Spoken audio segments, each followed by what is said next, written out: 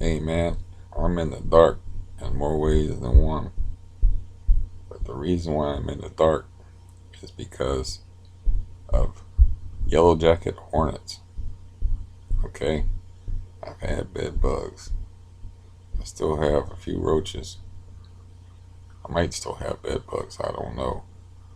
But uh, the last 4 or 5 days, I've been trying to sleep in this room with hornets. Now, flies, you can get rid of flies by keeping your room dark and keeping the other lights on in your house. But I'm not sure that hornets work that way. But I just had a big one land. They're big yellow jacket hornets too. They're like this big. I just had a big one land on my bare chest and just didn't kill it unfortunately, and just brushed it off me and stuff. I had one land on me in my sleep like 3 days ago, and I like smacked it because I was half asleep, and luckily I rolled it over to its belly, up on its belly, so its stinger was going this way instead of this way. So, but there may be a nest of them in the ceiling. I don't know why they would get there or how they got there. I thought they were getting through where my air conditioner was, so I took my air conditioner out of the window like a week ago when I started noticing them. And then when I noticed that I was taking my air conditioner out of the window, there was like a bunch of dead ones around. And I'm like, oh, it's getting colder outside because it's Ohio. We're getting lows in the 40s. So I'm thinking, they're coming in here for the heat. They might be attracted to heat more than light. But yeah, I'm about as low as I can be already. Okay, I don't need to try to sleep in a room with, you know. Let me just say that when you have anxiety, sleeping in the room with hornets, not easy to do. Not a good plan. So, you know, as I say, my life is a comedy of uh, errors, and I am Tokyo, and the universe is Godzilla, and the universe has it in for me. But today was a crushing blow because I went to see. Now they funded this guy with ICANN. That was the guy who was the main factor in opening up the meth trade here last summer. So I'm like, well, if they'll fund that guy with a government subsidized program, they'll fund me. No, I have to be homeless. And I said, well, I can always move out of my place into somebody's car for a couple of weeks. And she's like, actually, that wouldn't do it either. You have to, you have to actually be homeless, and a car is considered shelter. So I was misled by my psychiatric nurse into thinking, optimistically, got them hopes up. Over 55 community. He's like, ask about an over 55 community. That would be perfect for you. Keep emphasizing the fact that you're like severely disabled. And, oh, okay, and I'm filling out paperwork, and it's like, the paperwork, I guess, was just to see the caseworker, but it was like pretty thorough paperwork. But he was helping me fill it out, and I was asking like, what should I put here? And the guy's on my side, and he wants to help me. But I see this lady. She's basically, what do you want me to do about it? You know, I don't have enough money to move out of here. Things just haven't worked out. You know, as you know, if you watch me, things don't work out. I don't. This is not good for my heart. I don't have my medical scooter. I have crackheads living above me. I have a PTSD alcoholic guy. I have a landlord that has people that spray me with bug poison. Who's a slumlord who doesn't care about who lives here. I have health problems upon health problems. I just got out of the hospital on the 16th with AFib arrhythmia, which flared up yesterday, and I'm feeling the anxiety today because I have allodynia, which means like hypersensitive areas of my skin. I don't want to get stung by a hornet, and I don't cover those up when I sleep at night. I'm not really into get. They can sting me in the leg or something. I don't care. Maybe I'll get lucky and I'll sting. I'll get stung in the. They can sting you like 10 times, by the way. Just one of them until they're dry of poison. But sting me in the legs or whatever. Just don't sting me, from the waist up. Okay, just don't, please. But I was talking to my buddy on the phone, and I did see one like crawl down from the ceiling. But he could have there's holes in the ceiling, so he could have got in through the ceiling. And there's not a nest in here. I don't know. I talked to my landlord slash cop friend, and he's like, they're kind of hard to get rid of. If they do have a nest in your building, they're kind of hard to get rid of. And so, since I can't move out of here with assistance, apparently, um, there's even like periods you have to apply for Section 8 housing to move into um, the projects. And I'm not even eligible to move into the projects. So I'm stuck here. I'm stuck here in hell. Okay. Um, yeah, with the landlord that I fucking hate and don't ever want to see. And, with just bad tenants. And I'm just stuck here. I'm just going to have to reconcile myself with that. And I I couldn't sleep last night, like, but for an hour and a half or so. And then I was up all night, and then I got that shattering interview where she's like, "What do you want me to do for you?" I'm sorry, this guy keeps trolling me. I'll just leave it up there. I won't do that no more. This guy keeps trolling me about the Browns loss over and over and over again. Like, some 49er fans. Some 49er fan. Anyways, point being is I appear to be stuck here. Okay, this is, my 4 months rent in advance I paid, thinking that, okay, in 4 months I'll be able to save up enough money. I'm going to come out this month with less than, there goes my heart again, $7,000. Or, what am I even fucking saying? Sorry, it's hard to talk when your heart's doing odd things like that. Less than $700. I can't move on that, you know. And the Browns investments that I made not paying off. The funny part was, if I would have, the hype was such that if I would have sold them before the season started, I would have made a nice profit. But now the season started, and their coach is worthless, and they have a losing record, and they just got humiliated on the Monday night game. It's like, I can't sell those cars. It'd be stupid. I mean, I could make some money doing it, but it just would be stupid to sell them. I have a few guitars I can sell, so I'm going to have to reconcile myself to possibly living the whole winter here. And I don't know how I can do all this, and stay out of the hospital with all the problems that I got. Um, I'm thinking about, the only friend I got really is the uh, my cop friend. I'm thinking about asking for his help and paying my rent in escrow, and then getting this place fixed up. And then once they get this place fixed up, that means it'll have to have a certificate showing that it's bed bug free, and I can get help in here. That means me dealing with the landlord, and I don't want to see that motherfucker again ever.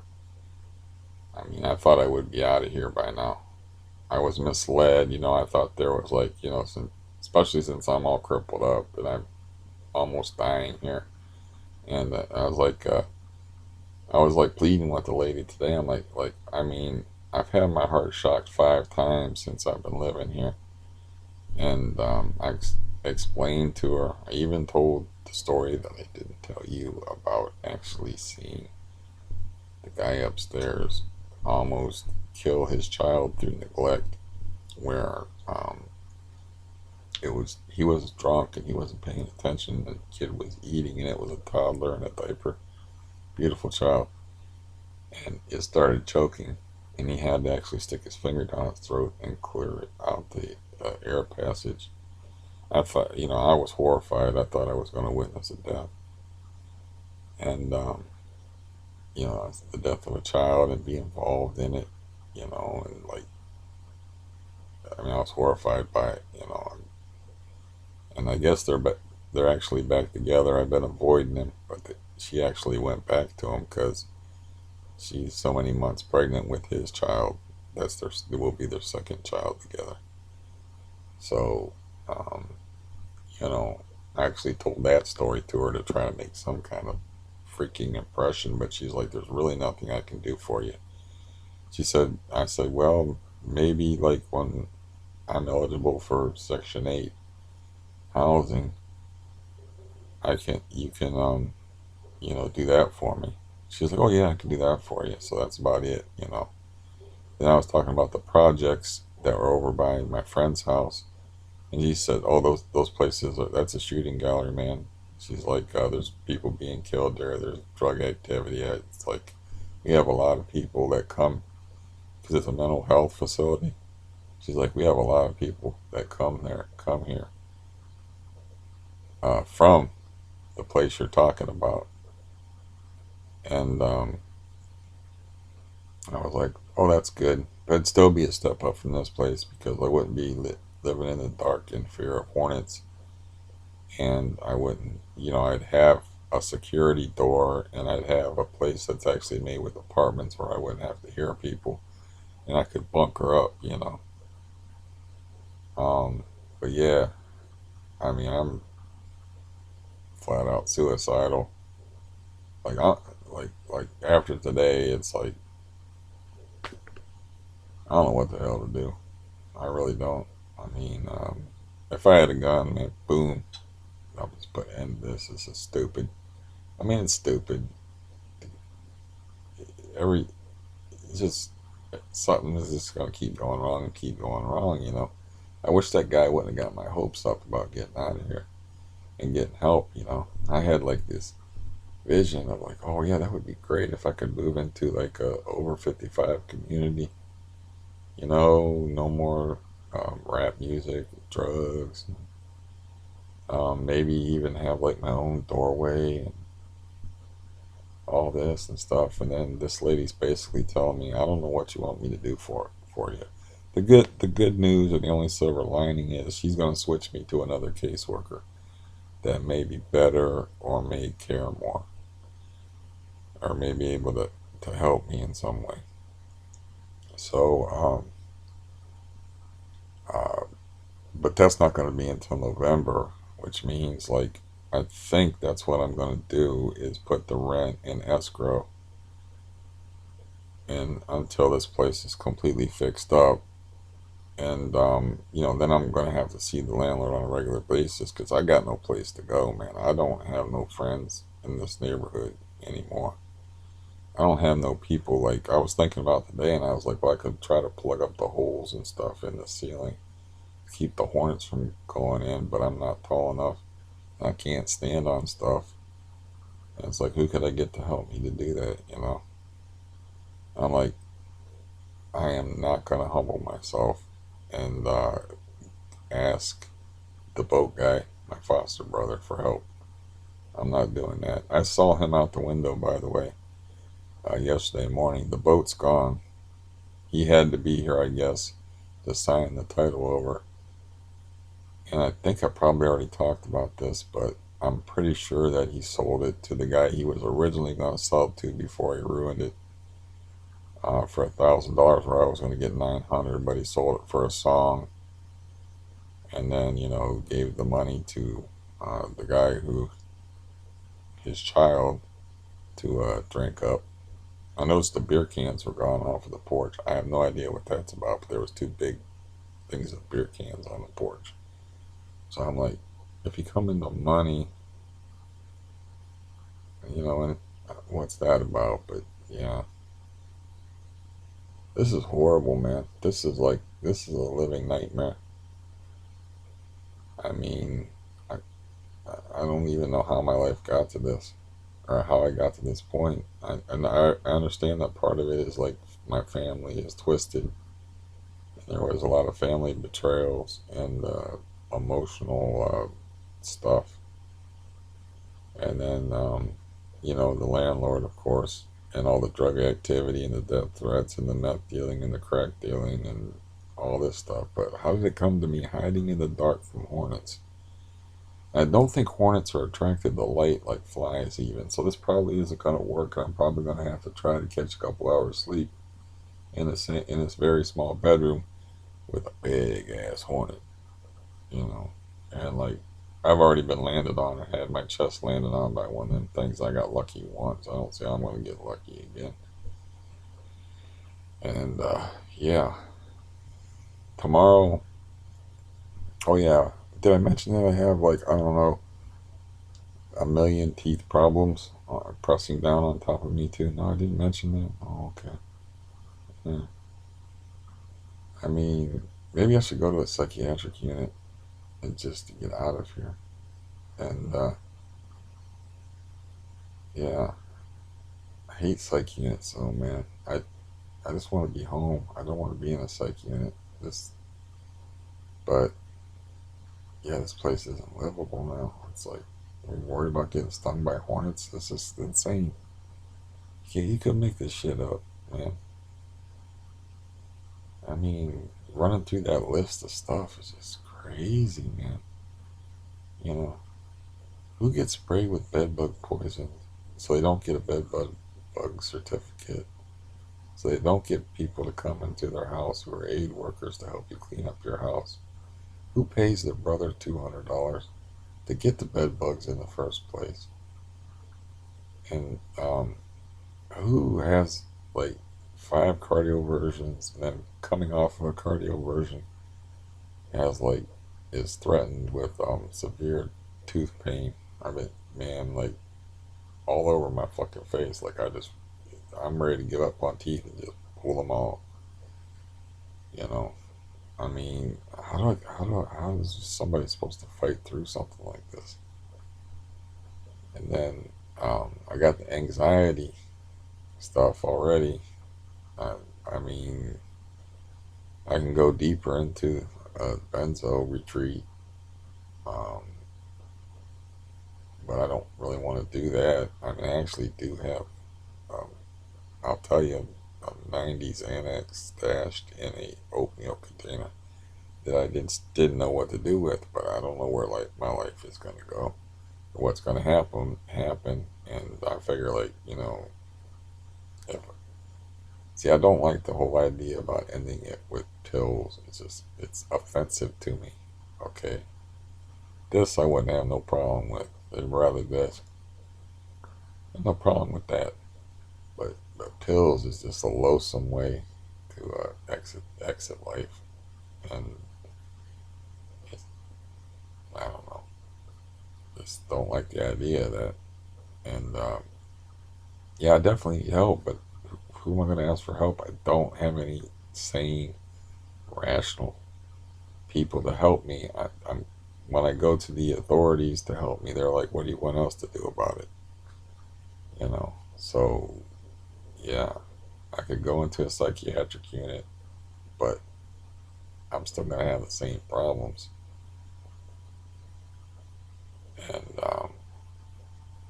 I have to make some kind of plan. Tomorrow I'm supposed to go to the eye doctor and pay $65 for an eye exam, so I can get contacts, which I like, so I can get glasses off my face because it makes my nose sore.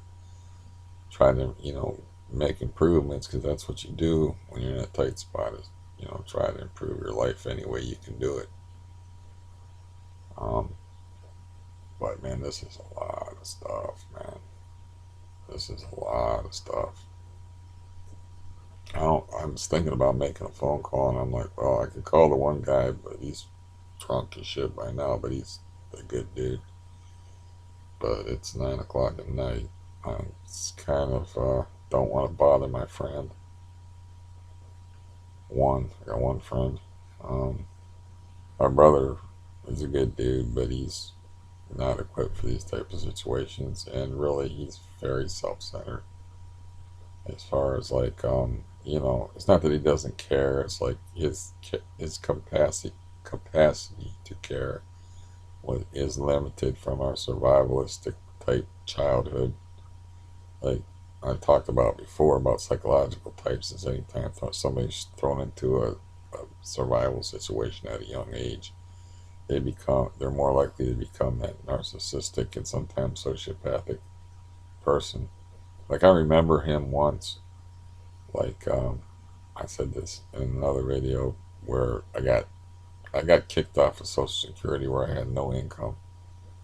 And I said, man, I was talking about it, and I was like, yeah, I just got kicked off of Social Security, and I'm like, I've got no income. And he was like, his response was like, oh my God, I'm so sorry for you. What are you going to do or anything like that? His response was, since he's on Social Security too, uh, I wonder, like, if they're going to check on me. His first thought was for himself. You know, that's what happens to you when you're thrown into a survival situation at a young age. It's like it's just it's natural. I mean, you could say, well, you were thrown in that kind of situation. You don't seem to be that way, but I develop differently. Sometimes people just develop differently, and I had that experience when I was 20 years old, where I saw myself as part of a larger whole. It wasn't all about me. I saw myself as like connected to you and connected to all the other people in the world. So it wasn't just about me, but people that haven't had that experience, that grow up in difficult childhoods, it has a very profound effect on their psychology to the point where, like, I'm telling the guy, like, I'm a ship at sea. You think I'm going to call this guy and be like, man, I am in the pit of despair? He'll be like, yeah, I was taking the dog walking today and I passed by this one house. It'll be like, I'll call the guy who's an alcoholic that's a good friend of mine, and he'll be burping and stuff, and he'll be like a good listener, and um, he's fairly empathetic, but you know, what's he gonna tell me? You know, he's gonna be repeating himself. Can't. My appetite's screwy, and it's too much stress. Stress has a very bad effect on CRPS. This is just too much stress, and this whole new thing with. I mean, when I was taking out the air conditioner, there was like about a dozen dead yellow jackets around the window, and I'm like, where are these things? They must be coming in from outside. There must be a nest outside or whatever. But then I took the air conditioner out and I closed all the windows up, and they've been closed up for like 2 days, and I'm still seeing yellow jackets. That can only mean that they're coming in from upstairs somehow, and I can't reach the ceiling by myself. I can ask he's 6'5" anyways. I can ask my friend to come over and like maybe help me block up the ceiling so they don't get in here and affect my sleep. I'm sleep deprived, of course, because I slept an hour and a half, and then um, when I come home from my crushing appointment, where what do you, what I don't understand what you expect us to do for you type of appointment.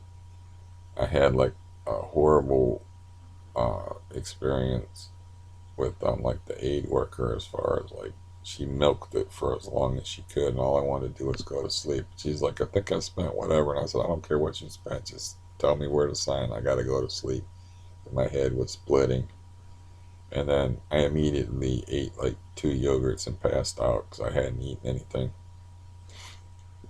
and immediately passed out. I don't know how long I slept or how much sleep I'm going to get tonight. The good news is my eye appointment is for like 2:40, so I don't have to be ready to leave here until 2 o'clock. That's just my stomach.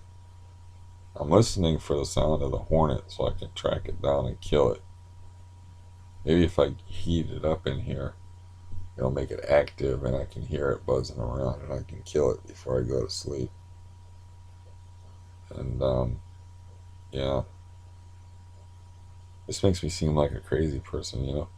Like I'm in the dark, but it works. Trust me, it works for flies. If you want to get rid of flies and you got flies in your house, wait till it's dark. Turn off every fucking room. I used to do this all the time. Turn off every light in your fucking house except for the bathroom. They'll all go follow the light into the bathroom, and then you shut them up in the bathroom.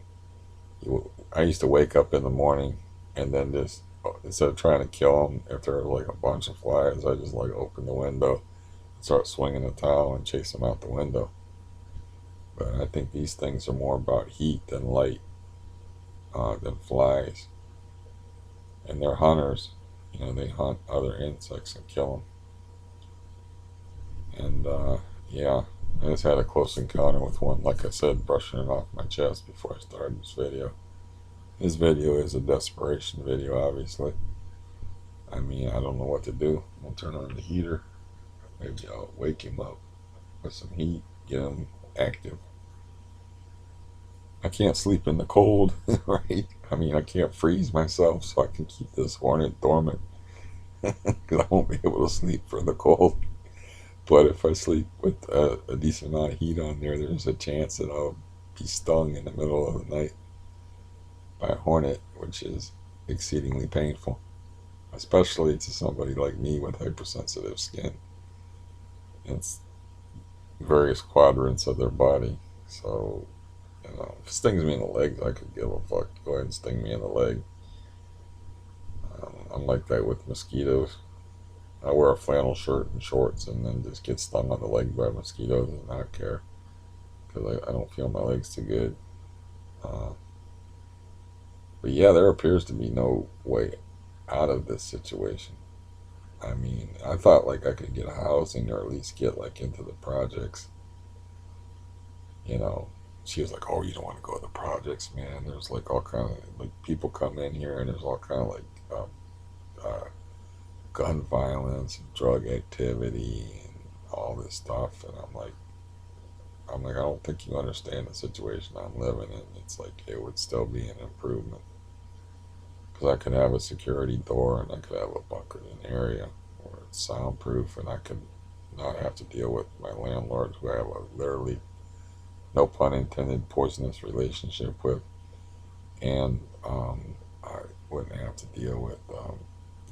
He's been leaving me alone though, but the war vet guy. That yeah, I don't even like. I know the boat's gone, and I know that they couldn't find a trailer hitch for it because I paid good money for that trailer hitch. But when he sold his vehicle to pull the boat, he didn't even bother unscrewing it and giving it back to me. You know, I thought of that today. I was like, because I knew they weren't going to be able to find the right size trailer hitch for it. So this guy's got a bunch of money. He just got a bigger truck, and they just put like slats down, I guess you would call it, and just push the boat onto the back of a truck because it's only a 14-foot boat, and that's how they were able to get it out of here. Because they tried it first, and then his trailer hitch, of course, wouldn't. They were. I could hear him out the window. I had the window open. He was like, "We'll figure something out." And he come back later. Just come back with a bigger truck. Um, but Chris called in the window and he was like, "Hey, was there any keys onto this thing?" You know, and I'm like, "No." I'm like, "Whatever was in there was in that packet that I gave you, which he left on the porch for like 2 weeks. Just literally left it sitting on the porch for like 2 weeks, um, with the title to the boat, and it did have keys, but the keys were to a big lock, so he could lock the motor in a position where you can't lower it down into the water." Which I don't know what that wouldn't keep somebody from stealing it and sawing through the lock or cutane torching or whatever through the lock later on, but that was my foster brother's idea. So yeah, I don't know. I can't. I can't see no way out of this mess. And I was so optimistic, like, oh, they're gonna set me up someplace. They're not gonna set me up anywhere, dude. I'm on my own. I'm on my own here, and I don't have any money saved up to where I can, even start realistically looking for a place without borrowing money. My niece has some money, or I could borrow some money off of my cop friend, but you know, I don't know. I got to get out of here, and it doesn't look like I'm going to get out of here. My other alternative is to stay here and put my rent in escrow and make him fix this place up, but I need out of here. I mean, I can't live here anymore. So, you know, like I would literally leave this place with everything in it. I think right now, except for my computers and what else? My guitar. If somebody offered me a place, I would leave the $2,300 scooter out over here. I just leave that there. I would just leave everything here and go. I mean, I would leave with the clothes on my back to get out of here. Just leave all this behind. And if I had some place to go, I don't have any place to go. I don't have anybody to take me in. And yeah, I like the way my brother preemptively said, like, just so nobody's getting back in here. It's like, now that I got the place to myself, yeah, that's my childhood dream, is to move back into my parents' house and live with my younger brother and his gigantic dog. But he actually did a preemptive strike on me as far as like if I ever fell on hard times, um, if I ever needed to move in with him, you know. And he's had no water for like ever because he's not quite, so I think it's been like 2 or 3 years, probably 3 years since he's had running water in his house. He just gets jugs of water and does the old heat up water and uh, wash his dog and put it in a bucket, heat up water and washes himself and put it in a bucket. And it's not because he hasn't had the money, it's because he's not psychologically well enough to deal with the whole situation. Because I loaned him, like, back when I had money, I got it back off him, but I loaned him like $700. And I was like, and I gave him another 400 outright where I was like, just keep this because it's not going to help you if you have to pay it back here. Just keep the money. So I just gave him like $400 and I loaned him another $700, which I got back off him because I said, you've had plenty of time to do something about this situation. And I'm going to have that money back, you know.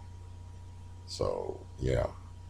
If I really want to move into a house with my younger brother and his gigantic dog in my childhood home with all those beautiful memories of my brother's suicide and my father and my mother and seeing my mother, um, just no, I would take the pills before I would do that. That's not gonna happen. So yeah, I'm not sure how tonight's gonna go if I can flip my mood around enough. I mean, I am not unsinkable. Okay, there's like title to some woman's movie, the Unsinkable Molly Flanders, we'll call it, or something like that, about people that are just like, well, nothing can get them down. It's like, yeah, everybody is Cool Hand Luke. Everybody has their breaking point or their moment where they just can't take anymore, or they just get broken. Um, but worst comes to worst, man, I could just admit myself into a psychiatric unit and maybe get help that way. I mean, I don't know. But today I was actually expecting to get help with housing and to get out of here. And none of that happened. And it's like, I can't even move into the projects from here. Because I have to, I'm not, they have like periods of time, like I said, that you're eligible for Section 8 type housing. And everything has a wait list. Sometimes months, sometimes a year. So, you know, I just gotta like focus on one problem at a time. Like tomorrow will be the eye doctor. I'll still be eating stuff for my rotten teeth. And then the next thing after the eye doctor will be getting something done with my teeth, make an appointment with the dentist. I've been off of blood thinners for only a week. Just maybe going in there and making an appointment for like, for, I don't know if I can hold out for another week. Just making an appointment with the dentist that's familiar with me because I've already lied to them before. And, you know, having them just like, please just pull these teeth out. I'm in a lot of pain. Make with the tears if I have to or whatever. Cut up some onions in a lobby. I mean, I don't know. I might not have to manufacture any tears if my teeth continue to hurt me like they're hurting. Though I can't recall crying over a toothache. I can recall being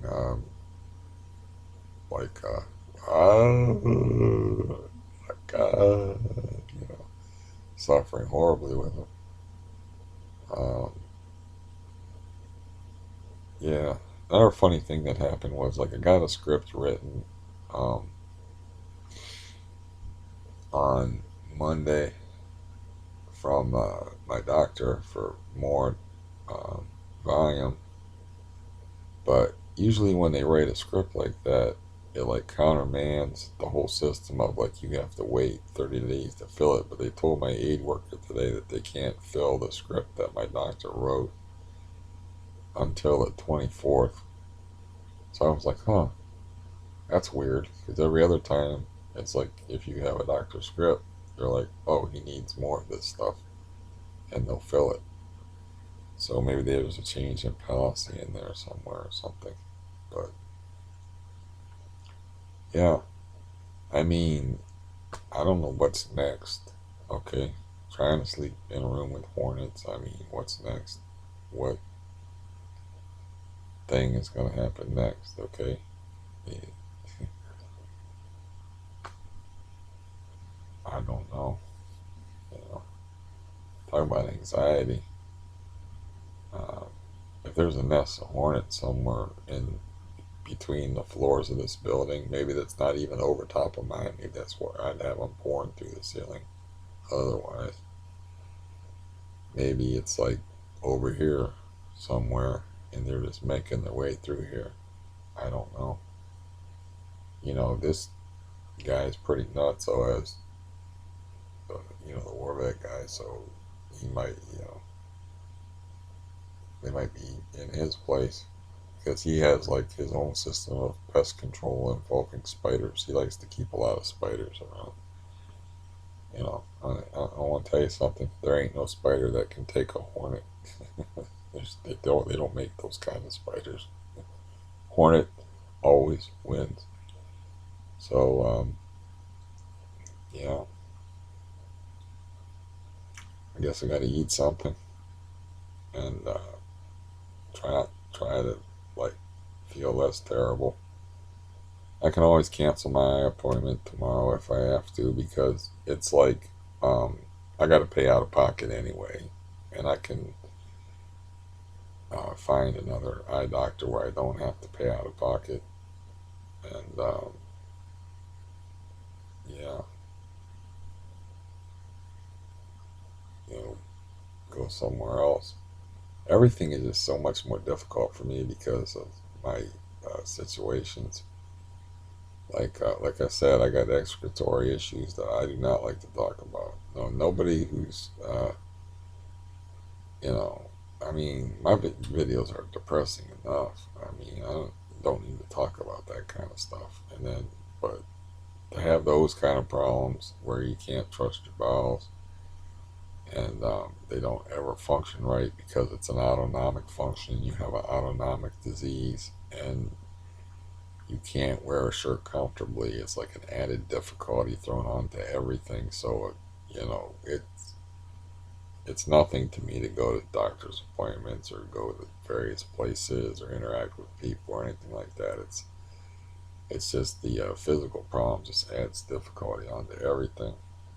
You know, like today I felt especially poorly when I went in there, but I was like, man, I gotta go in there. This is very important. Then I see this. What what's her job title? Case manager. Because I need to go to this case manager in order to um, deal with, you know, because it'll get me out of here.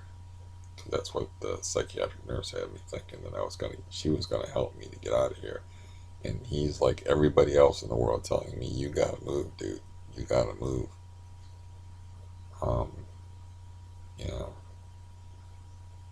I think I'll call my cop friend tomorrow and see if I can get a hold of him during the day. He's the only friend I got, so um, you know, tell him how bad off I am, and see if he can help me in some way. I mean, I don't know what way he can help me.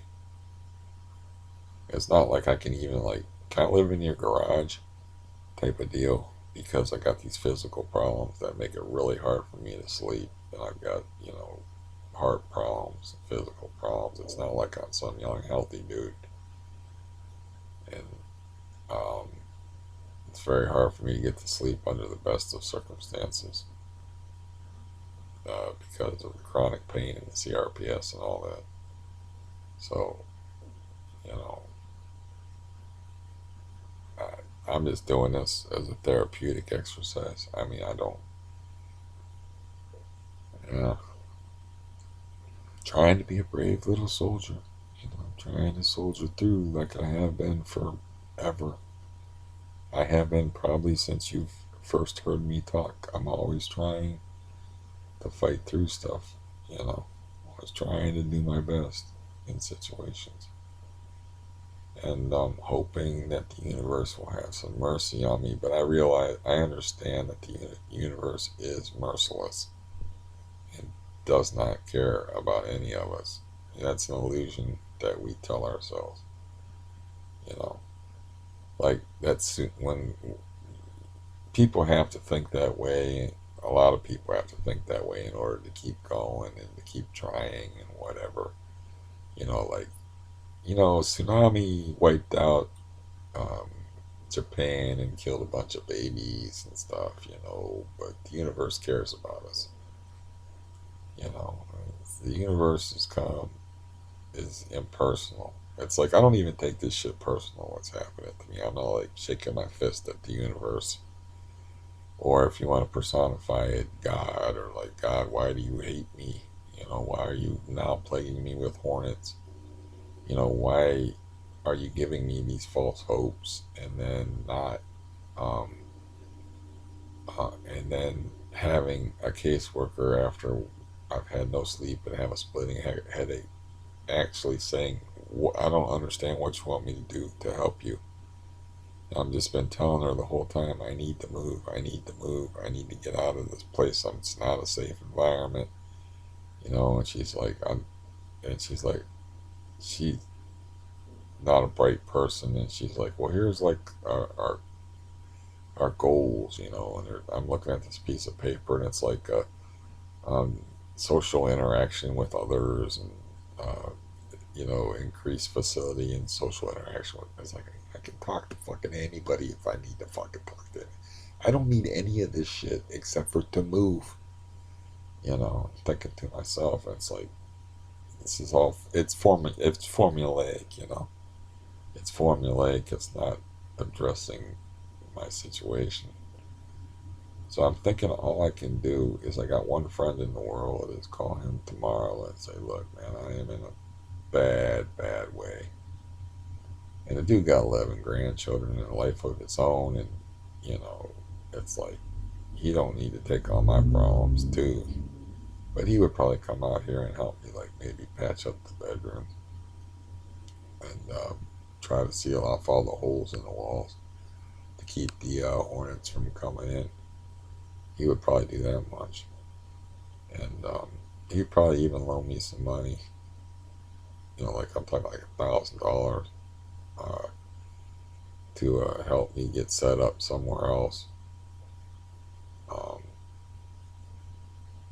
to where I can't see staying here. My other option is to stay here for the winter and um, put this place in escrow, or put my rent in escrow, and then, you know, that would stress the fuck out of me, having people coming here and workers coming in here and having to deal with Gerald and you know, just for what he's done to me over the years. It's like I just need to get out of here. There's just no way for me to do it without help, and I can't get the help I need. And just to find any place, I just need a temporary place, like a woman's shelter type of thing, man. You know, I got all the physical problems on top of it, where I have comfort issues, and you know, sleeping issues, bowel issues, issues upon issues upon issues, and uh, yeah, logically, man, sometimes the final solution is a logical solution.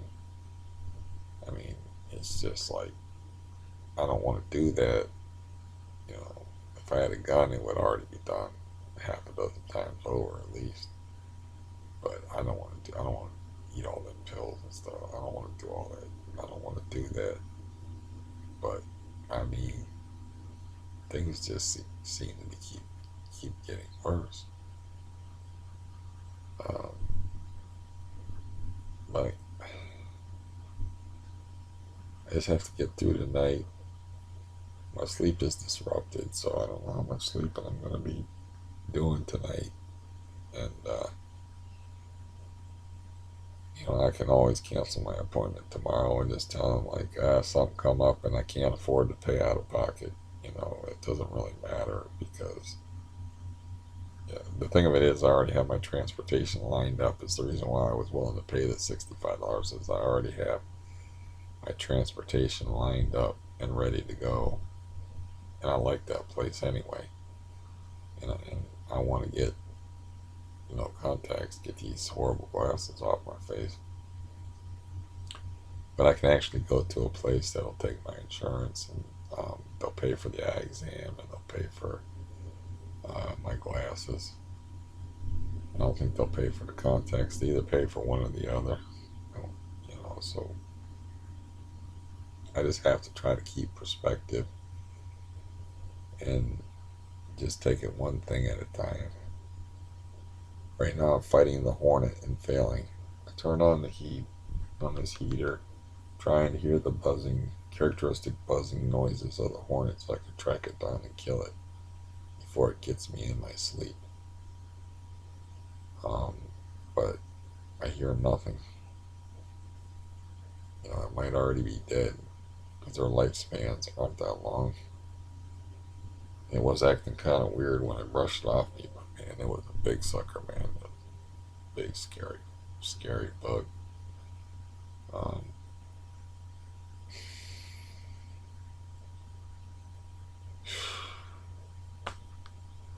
I guess, like I said, I have to take it one thing at a time. I just have so many issues and so many problems. The main thing I have to focus on, if I don't make my eye appointment tomorrow, then I'm gonna have to call the dentist. I think I'm just gonna stick with the same shitty dentist that I've been going to, and just like insist that they'll at least give me an antibiotic, because I clearly have. Whenever you have pain like that, you have an infection, and I haven't taken my temperature to see if I have a sign of infection, which would be running a temperature. But they'll at least give me an antibiotic, you know, and tell me to come in a few days and that tooth yanked out or whatever. I probably need more than one tooth yanked out. Um, yeah. So I just have to. It's what you have to do when you're like got a billion problems. Is you have to take one at a time. You know, one step at a time. You have to prioritize. Like, this is the most important thing. just happen to have that eye appointment lined up tomorrow, and I can wear glasses to the dentist, but toothache, if this blows up, I can't handle that, and I can make an appointment in there, and I can even just go in there like not even like I've been off of blood thinners for a week, and just go in there and wing it. You know, if I bleeding to death is probably a peaceful way to go. I almost bled to death before, so it's actually a pretty peaceful way to go. I got real sleepy when I cut my leg and was sitting in that pool of blood once, so you know, they pull that tooth, they'll probably just have to put some stitches in it or whatever. I'll deal with that. I just had no idea, you know, like that my family would like turn on me. That's the thing that really hurts. Is when you realize that the people that you think you can depend on, you can't depend on, and that they're not only can you not depend on them, but they're actually detrimental to your health and don't care about you, and don't care about you to the point where you're telling them like you're hurting me physically by behaving this way, and then they go ahead and they keep behaving that way because they can't help themselves, or they don't care, or they don't believe you. You know, like with my sister, but I've lost my sister, I've lost my cousin, or I've, you know, my foster brother, um, his family. I just don't want nothing to do with because they've taken literally thousands of dollars off of me over the years, one way or another. You know, on trips mostly. That's how it adds up. And then that one year I paid $200 so they could have heat for their furnace. And of course they paid me back by, you know, not observing my $20 rule and asking me for $40. Or they paid me back by having crack dealers parked outside my house. So, yeah, I'm pretty serious about like, I won't humble myself and ask for my foster brother's help. Um, I can't. The only scenario I can imagine doing that with is like I would go to emergency room and call like 911. I see no scenario where I would humble myself to him just to stay alive. I like in that one video, I prefer death. You know, I prefer death. Um, how can a guy like ruin your property like that? Not offer you one fucking dime in recompense. I won't admit to it. I mean, even if you don't admit to it, you would have said the boat's not that bad. It's like, well, you did damage to it, you know. But he's not going to cough up any of his money because survival situations, human psychology formed early, narcissistic sociopath, you know. And me being some kind of cockeyed optimist type dude, I'm like, I moved in this neighborhood to be next to him because we had good times when we were kids. Uh, and I thought we'd have good time. You know, I thought we could like rekindle the times that we had when we were kids. And then, but yeah, today was rough, man. Today, when you're thinking like, there's going to be an end to this. I'm not going to be looking at this 8-foot hole in my wall anymore. And I'm not going to be living in a place where the landlord chides me after getting sprayed with poison and is a slumlord that will rent to literally anybody. And I'm not going to be living underneath crackheads who are stomping around right now. I'm not going to be living next to crazy small people who set people's hair on fire when they're sleeping. But he did put it out, you know, that don't endanger the lives of children because they're too drunk to watch them when they're eating, and the child almost choked to death. And I drew his attention to it. Actually, I'm not trying to make myself a hero. He probably would have noticed anyway. But you know, I was like, whoa, you know, when she got that distressed look in her eye when her airway was blocked. And this is like a toddler barely walking around in diapers. And he like stuck his finger down its throat, down the girl's throat, and cleared the air passageway. And like he likes to play with fire. It's one of the reasons why I befriended him. Is I realized, there's another fun aspect of this place. I realized he was so far out there, and he had such a fondness for fire. I was literally worried about him like burning the building down because he had no electricity and he had like candles. Was like using candles. He actually took one of my lighters and was gonna blow it up and like lit the lighter until the bottom of the lighter was black. And I'm like, what are you gonna do, dude? You're gonna hurt your hand. When he was drunk, he like lit um, a lighter in front of that toddler and said, "You like that? You like fire? What do you think of that?" And the toddler's reaching for it, not knowing what it is and stuff. I mean, this is the place I live in. But yeah, I don't think you can talk your way out of stuff like this. You just have to go through it. I don't know if this did me any good. I'm pretty sure it probably didn't do you any good. Um, I do have a couple of people on here that follow me, and they seem to follow me no matter what, just because it's sort of fascinating, I suppose, watching a spider swirling around the drain. You know, like look at that spider struggle, man. Look at that fight for life. You know, and maybe some of y'all have genuine affection for me, or sympathy, or empathy, or pity. I'm not used to that though, because that's not my family, so I'm not used to people actually caring. So, but so maybe that's why somebody would sit through something like this. I don't know. But yeah, today was horrible, man. It was just horrible finding that out, and then coming home and having to wait a half an hour for an aid worker who took her sweet time and was disorganized, and my head is just splitting. I know she's milking it for time so she can get more hours. I just want to go to sleep. And yeah, I don't know. It's 9:45, so I don't know what my sleep's gonna be like. But I can always cancel the eye appointment and just keep wearing glasses. And there's no pressure there really. I could just tell them like, look, something come up and I can't afford it or whatever. Really, something has come up where I need every freaking penny that I got. And I'll call my friend tomorrow and just I, I'll make an impression somehow. It's like I'm really in badly need of your help. He's a really good dude, and not only that, he has a Christian sense of duty. Like he's a real Christian.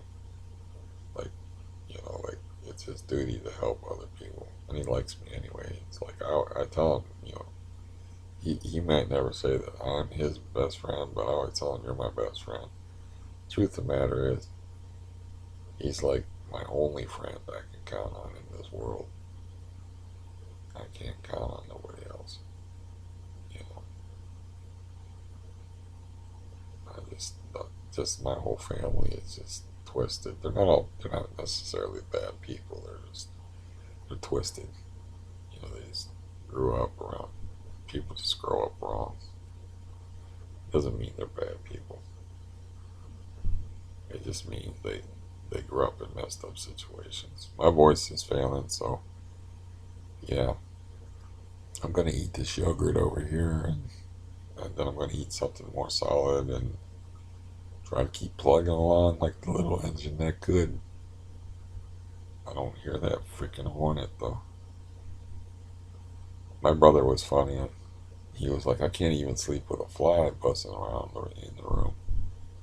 And I'm like, well, you can always get a fly to leave just by turning the lights off in your bedroom, and they'll just follow the light. It's like, I don't know about hornets. I'm not used to living with hornets.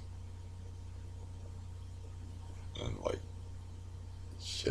Hornet is like a freaking 380, where like a bumblebee is maybe a 32, and a honeybee is like a 22. A hornet will get your attention and sting you more than once. A bumblebee hurts a lot all at once, and then it fades fast. But a hornet also lingers. The pain lingers. But yeah, yeah. I don't know why I hang in there. Frankly, I mean, I really don't. I mean, if it's stubbornness or part of it, I think it's like I said, a social responsibility. My brother, whom I do love, the one that's like, how does this affect me that you're kicked off of Social Security and have no money? What about me? Me.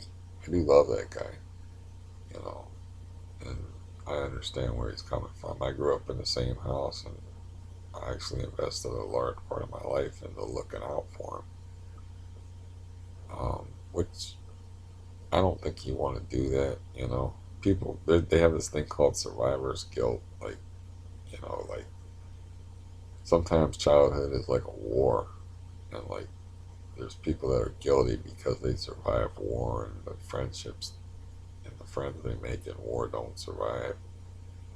And like sometimes, like in a childhood that's really bad, you just have to get away from it and live your life and realize you have the right to your own life. But I would never, I wasn't like, I either wasn't constituted that way where I could, no man left behind, like I didn't want to leave him behind because he was a suicide waiting to happen, and I already had one brother commit suicide, or it was an excuse. It could also have been partly an excuse for me to not develop fully as a human being myself, and like it's a masochistic striving to empty yourself out and to worry about another person. That way you don't have to, you know, you can relieve yourself of the burden of your own personality that way. Like how can I help them, or how can I help this person, or how can I help this war vet on the porch who doesn't have any power? He probably deserves every fucking thing he gets, and now I know that he definitely deserves every fucking thing he gets. I mean, I very rarely have been that scared when that child was joking. I was terrified. I was like, this will give me nightmares for the rest of my life if I have to witness this child choking to death. And I didn't know what to do. I don't know nothing about it. I don't know nothing about birthing no babies. I don't know nothing about taking care of kids. I don't know nothing about kids. I'm never around kids. I don't want to be around kids. I mean, they're nice to be around for a little while. When they reach a certain age, they're actually interesting. They're like uncorrupted adults, to where like they're real honest, and it's very appealing.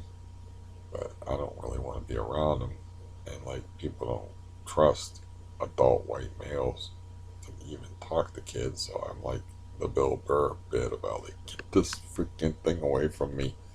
Like he sees a kid and he's like, I just start immediately backing away with my hands up, like it's the cops. If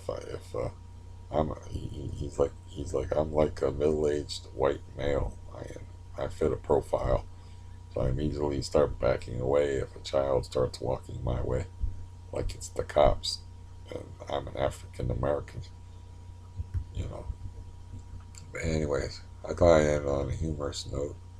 Uh, there's nothing humorous about this situation at all. This is at least uh, an interesting tale of human disaster. I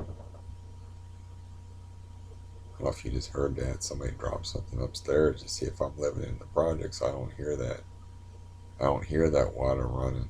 I won't hear that stuff. I'll probably hear gunfire, but I'll have a security door. So the projects is actually better than living here.